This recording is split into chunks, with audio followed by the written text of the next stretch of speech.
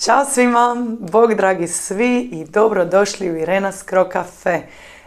I ovaj tjedan ću odgovarati na neka pitanja vezana uz male stvari koje muče učenike hrvatskog jezika.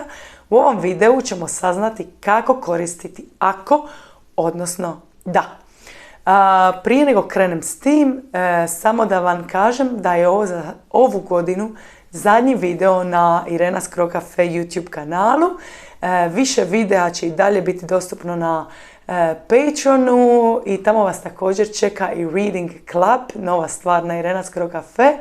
Pa ako želite i dalje dobivati i učiti uz videe, svakako provjerite našu Patreon zajednicu i to je također super način za podržati moj rad.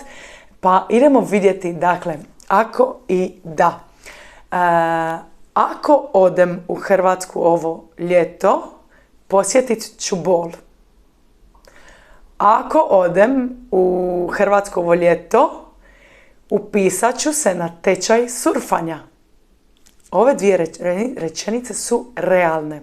Idemo sada vidjeti rečenice s da, koje su nerealne. Da sam ja ti, otišla bih u Hrvatsku ovo ljeto.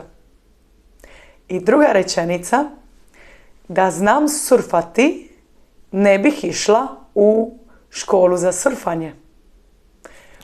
Pogledajte ponovno i proučite također koji gramatički oblik koristim u rečenici ako, odnosno u rečenici da. Vježbe vas čekaju na Patreonu kao i uvijek. Dakle, zadnji video za ovu godinu, ali više videa možete vidjeti na Patreonu.